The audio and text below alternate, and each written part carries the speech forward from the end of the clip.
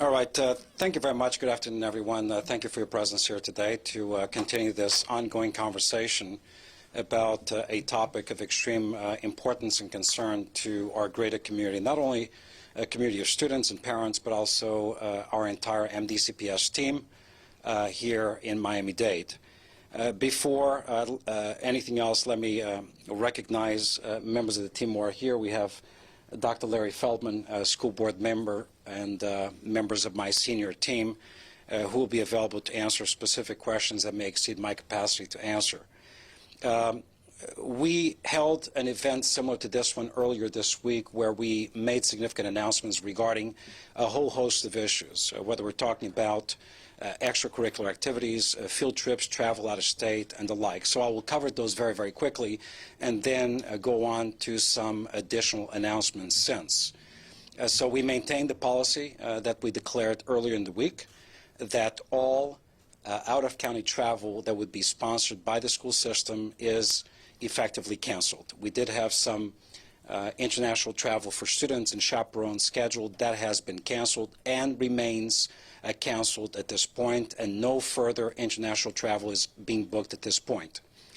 Secondly, travel outside of the state, particularly and inclusive of air travel, has also been canceled for all students and employees who otherwise would be engaged in professional development activities or attendance at conferences.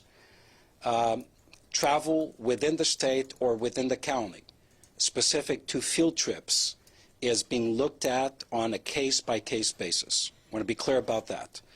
In-county field trips and, in a much selected basis, travel to certain areas in the state are being looked at on a case-by-case basis, even though we have been now in a position of negating or disapproving most of the existing requests for state beyond Miami-Dade.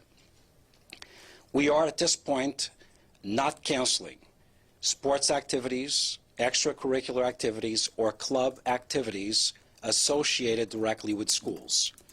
We feel that it sends a disconnected message to our community of learners, parents, and students if we are maintaining our school system open but simultaneously canceling activities directly connected to schools. And since I'm on that topic, I want to be clear about one thing. Contrary to a number of the rumors that have circulated across the community since early morning today, our school system is active and ongoing. There is no cessation of teaching and learning, and at this point we do not envision and have no reason to shut down a single classroom, school, collection of schools, or district as a whole. There is active, ongoing teaching and learning happening at over 500 schools throughout Miami-Dade. At this point, I can also confirm that there isn't a single confirmed case or presumptive case of COVID-19 directly impacting an employee or a student. On the basis of that, we are committed to maintaining a forceful presence in our community by delivering high-quality education to our children.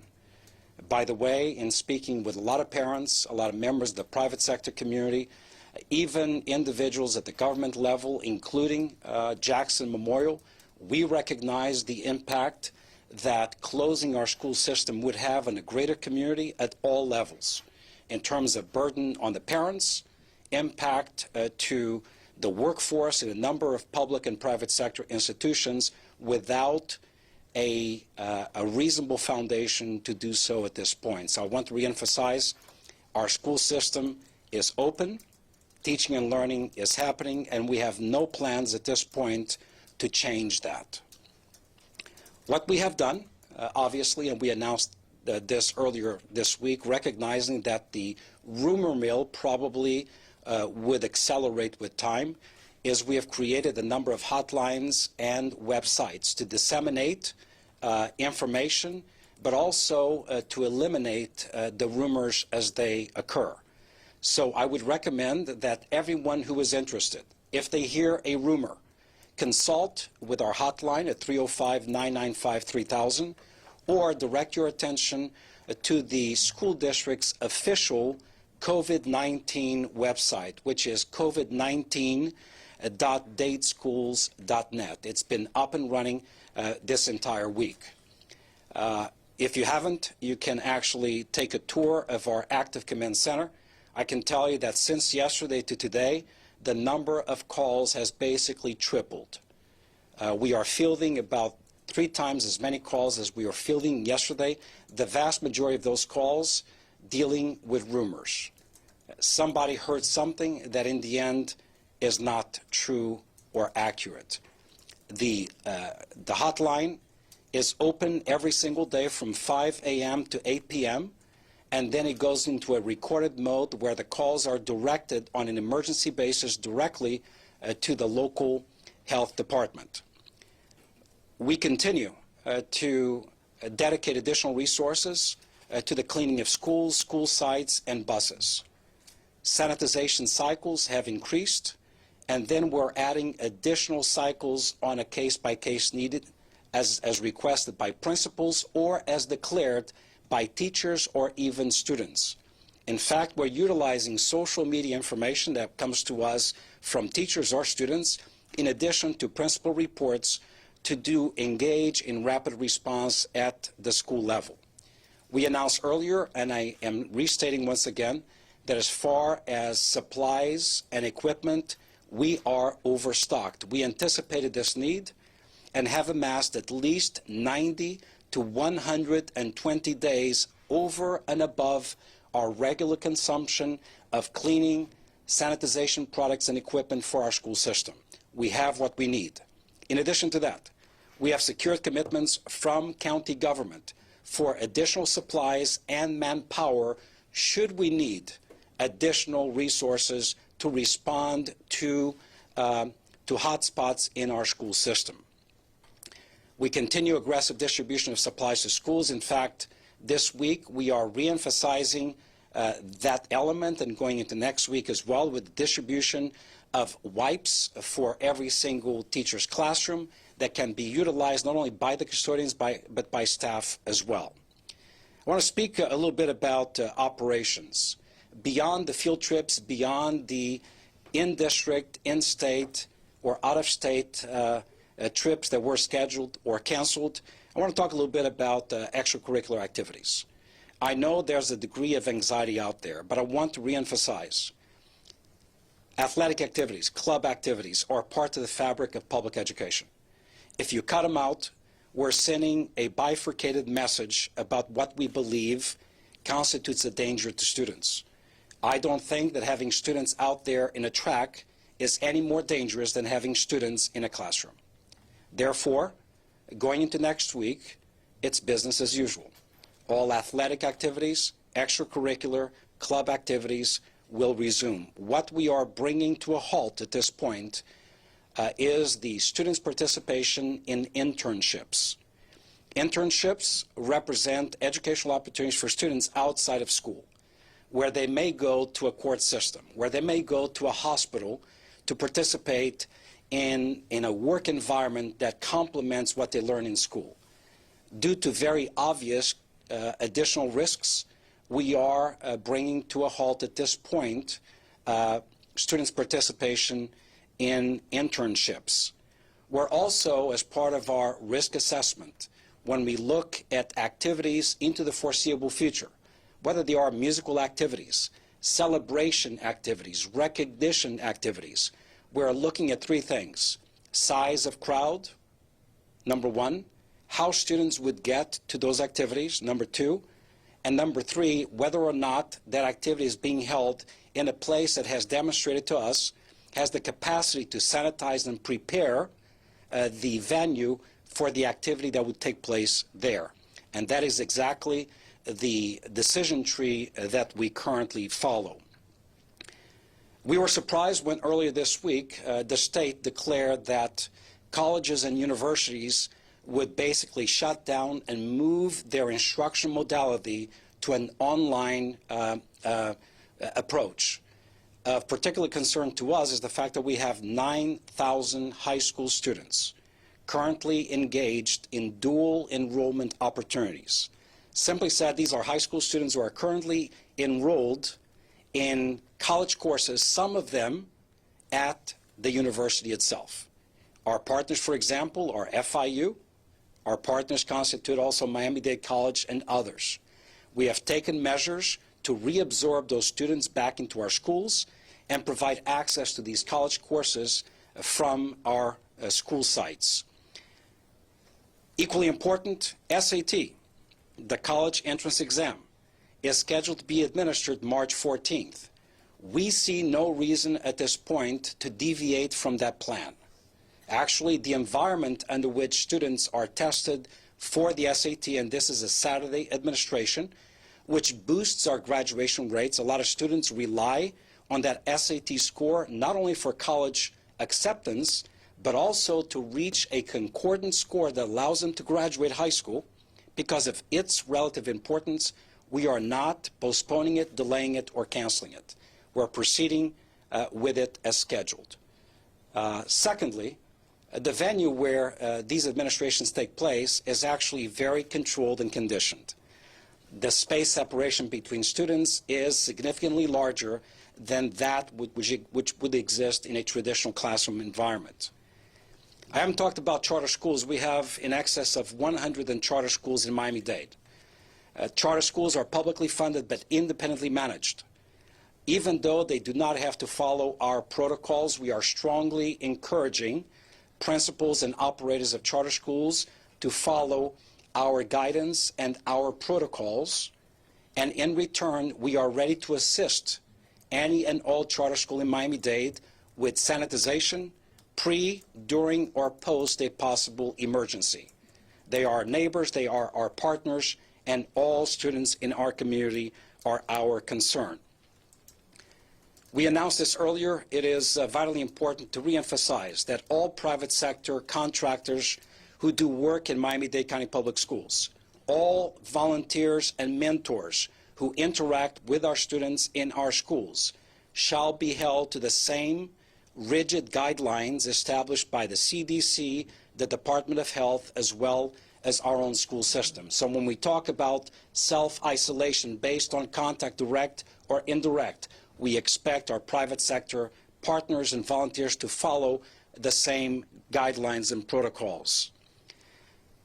We announced earlier this week that we believe we have the best in class, definitely at the state level, perhaps at the national level, model for instructional continuity in the case of an emergency. What that means is we have curated over the past few years not only digital content that's aligned specific to the age of the student, but also aligned to the state standards, in addition to supplemental materials that are also aligned with age and grade of students.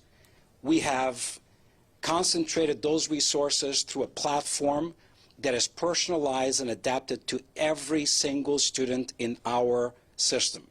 That means, in the case of a shutdown of a single classroom, a school, a collection of schools, or the entire system, we can activate these systems and continue online distance learning with every single student in Miami-Dade.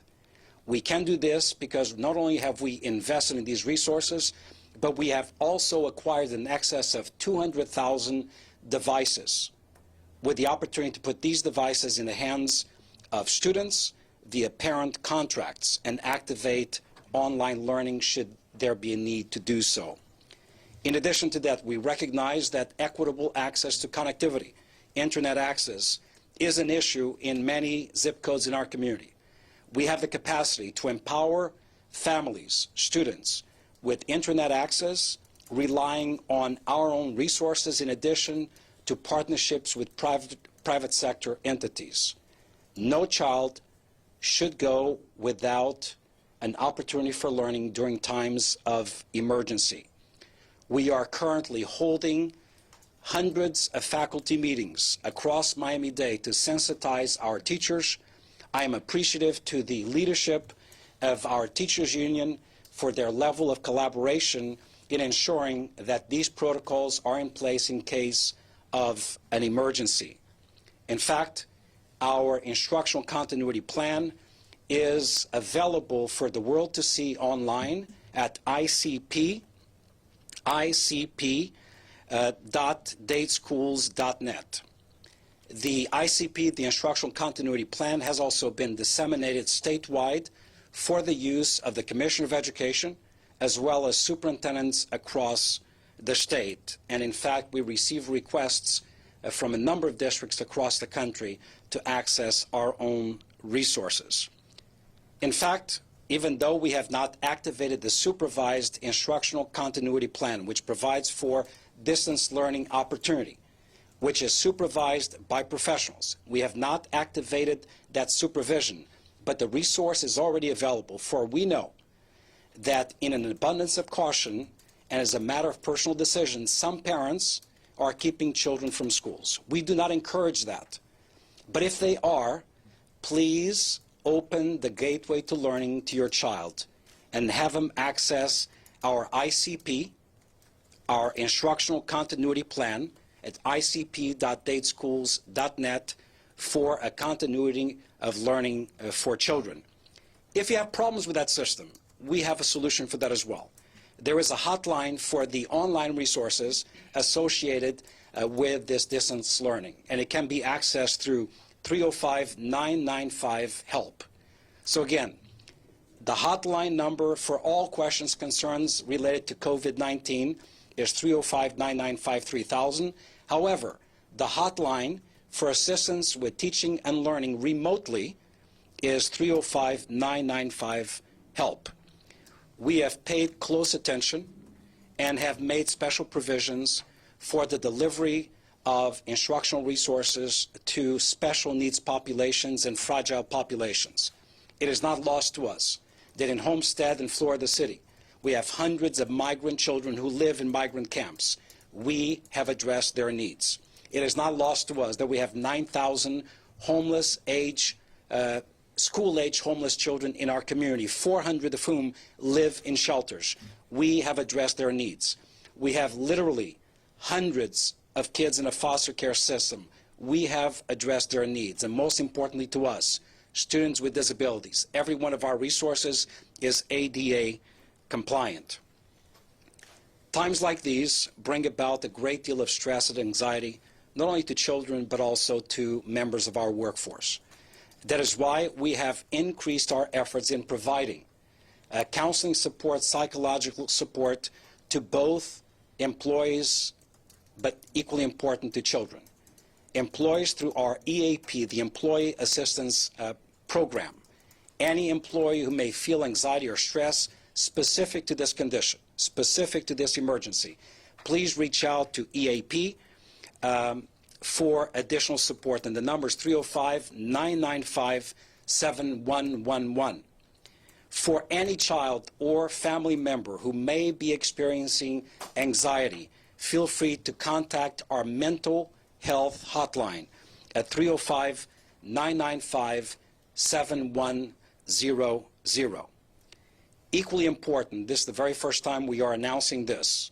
A number of our school board members, staff members, did engage us in conversations about COVID-19 testing. We are a self-insured school system. The cost of the test should not be a barrier to any employee in our school system.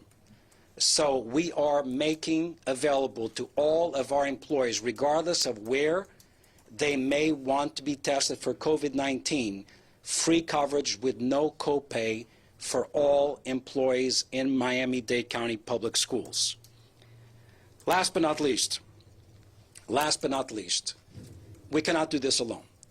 We rely on partnerships and collaboration with municipalities, with the health department, with the county as an entity, with the state, and I'm thankful to the Commissioner of Education and the Governor for the information and assistance that has been provided. In fact, we wrapped up a telephone conference with the Commissioner of Education and a number of superintendents where we continue to declare our needs, and the state is providing assistance with resources.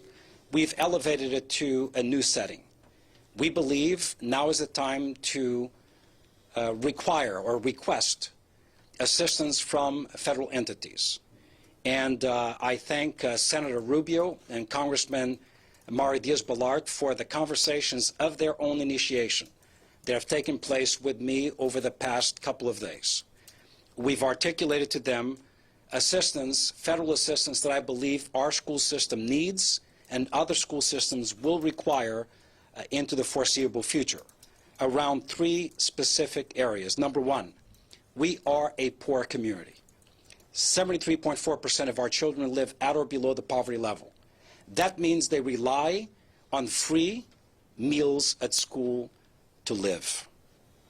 We offer free breakfast to every single kid across Miami-Dade at this point. We offer free lunch and reduced price lunch to thousands of children in our school system. In the event that we have to shut down a school or schools, it is critically important that those children and their families not fall into a condition of food insecurity. Therefore, and this has been a priority advocated by this school board, therefore, we have the capacity, the will, and the skill to provide meals to children during a time of emergency, of shutdown. We need the federal government to do its part and relax federal requirements specific to the distribution of this food. This is not a time when we should be counting kids or asking kids for their eligibility. If you go to the inconvenience of coming to school to pick up a bag of food, no questions should be asked. We've done this during hurricane shutdowns, and the process ought to be in place right now in case we shut down any school or the system. We're also asking the federal government for assistance in supporting internet access for students. Long term, we have the capacity to provide it short term, but if this is a lengthy shutdown experienced by this district or other districts, the continuity of access to resources, to teaching and learning should not be compromised because of the socioeconomic status of students and their families. And last but not least, we are keeping track of every single expenditure associated with sanitization, additional equipment, preparation, program development specific to COVID-19 emergency. We expect the federal government to play a role in the reimbursement for those expenditures. We do have a community feeding plan that relies not only on our resources, but also in partnership with a number of entities like FarmShare and the Health Foundation of South Florida. For we know that many instances during times of emergency, it's not just the kids who may go hungry, it's their families as well. So we want to have the ability as a school system to feed the entire family without any hurdles or obstacles. I say once again, we see no reason at this point to shut down a single school in Miami-Dade, much less the school system. There isn't a single confirmed or presumptive case that is directly or indirectly connected to the school system. Next, probably the most normalizing and stabilizing force in any one community is the existence of ongoing education for children. The shutdown of the school system is an action that cannot be taken lightly, for it brings down the entire community with detrimental impacts. We have thus far been able to strike a balance between awareness, education, and prevention side by side with protecting the well-being, the health, safety, and security of our students as well as our workforce. Should a case emerge that compromises the health of any one community in Miami-Dade, then we will take the appropriate and immediate actions as planned. We are not there. I encourage every single member of our community, including our 350,000 brilliant and spirited students who take to social media sometimes with fake information through fake sites, disseminating rumor, innuendo, and fear. Don't do it. There are actually harsh consequences associated with the willful disruption of a learning environment. The only accurate information comes from the school system, from 305-995-3000. www.dadeschools.net, or the dedicated website for COVID-19 information at covid19.dadeschools.net. Any questions? Okay.